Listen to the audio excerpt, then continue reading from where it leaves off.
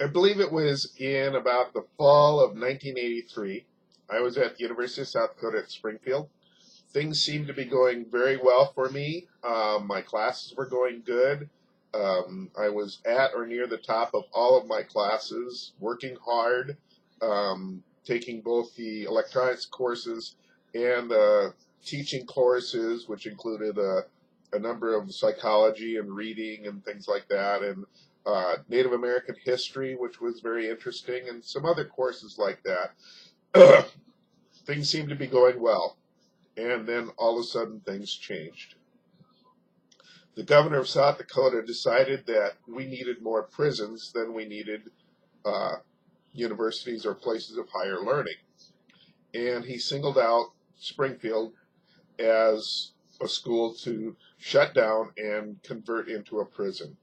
Now, honestly, I never really thought that he wanted to turn it into a prison so much as he wanted a new prison. And not even that he really wanted to shut down Springfield so much as he wanted a new prison. Well, the pushback against that was pretty hard and pretty dramatic, and made him kind of look like a fool for what he was saying. So then, knowing that governor, he dug in his heels and he was going to have his way. And he was going to shut down Springfield no matter what. And being part of that was kind of interesting in a number of ways. I was working at the radio station. I wasn't the station manager anymore because that was a one-year type position that they had. But I was still one of the top announcers, disc jockeys, etc., and worked there every day. I did the thing with the record lists and the playlists and stuff like that.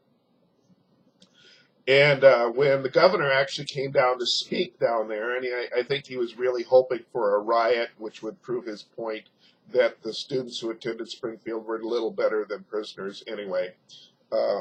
And we were prepared for that. I actually was what was called the technical director that day. I was the person running the board and doing all of those kind of things. And actually was there when he came down and did an interview with us later and stuff like that. And I wasn't the interviewer. I was the person who, again, ran the boards and made sure it got recorded properly and all that kind of stuff. In the end, it kind of came to a head on February 27th, which happened to be my birthday, I think was the date of it. And they had a meeting in Pierre. They did something that Pierre likes to do, called hog housing, where they had his initial bill had been defeated. And even after they reconsidered it, it was defeated. Well, right at the last minute, they took another bill, cleared it out, and changed it into a bill to convert Springfield into a prison, and regardless of anything else. That day, I sat down at the radio station working all day, and I was the only one there that we had. It was a Saturday, and we had one of our people was in Pierre, and I was on the phone to him pretty much the whole time. I had him on where I could hear him in the background all the time on my headset and stuff. And I played stacks and stacks of records that day, and I'd gotten there at 7 o'clock in the morning, and around noon I decided maybe I should grab something for lunch, and the Union, which was connected, where the radio station was in the same building, was actually closed because it was Saturday. So I ran down to the local Casey's. I put on a long album and listening to the radio station in my car as I drove quickly down to grab probably a microwave burrito. And I go into the Casey's, and they normally didn't have any music or radios on or anything like that. But when I got in there, I noticed that the same song was playing that had been playing on the radio in my car. And it took me a minute to realize they're listening to me. And I realized that day I actually had an audience, and my whole thing of trying to pretend like nobody was listening to me when I was on the radio kind of went out the window. But in the end, it didn't go well for us in Pierre. They voted to close it down, and it was kind of a dark day, it also turned out that my grandmother had died that day, my grandma Bickett, and so it was kind of a dark time, and it led to some things. I ended up transferring to the University of South Dakota at Vermilion, where they did accept all my credits. Unfortunately, not towards really anything. I had 150 some electives. And as it turned out, it would not be possible for me to graduate and still get financial aid for the last 2 years of it. So I had to do something different. They moved my VTTE program to Dakota State University in Madison, and they moved the electronics program to South Dakota State University up here in Brookings. I went to Vermilion for a year. My GPA fell off a little bit, but not real bad. I did manage to keep a B average, but still, and I made it to class all the time. It was just more frustrating. And towards the end, when I finally realized what they were doing and that my credits weren't going to help me much, I decided that maybe what I needed to do was to try to go to both Madison and Brookings at the same time. And if I did that for a year, I could graduate in a year. And my cousins, Kathy and Doug Steinmetz, had a trailer house up in Madison that they were looking to rent out. So we cut a deal, and I moved up to Madison.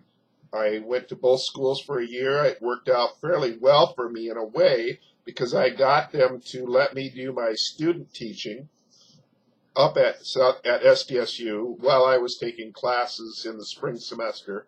So I was able to graduate from both schools. I graduated from South Dakota State University with a Bachelor of Science in Electronics on Saturday. And that following day on Sunday, I graduated from Dakota State University in Madison with a bachelor's degree of science in education.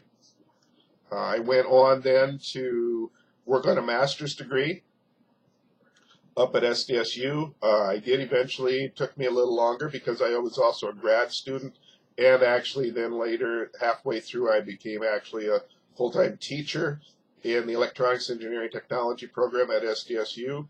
And I did eventually get my master's in industrial management and ended up teaching at SDSU for full-time for 28 years. And then another governor came into office and did budget cuts, which ended up cutting our program completely, including me. They gave me 2 years to finish out the students that were in.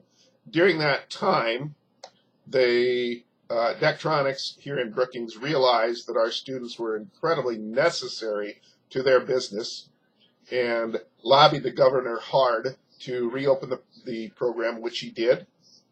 And unfortunately, they only allowed me to apply for my job, which I don't think was fair, but that's what they did. They ended up giving it to somebody with an electrical engineering degree, which is not the same degree as my students had or I have.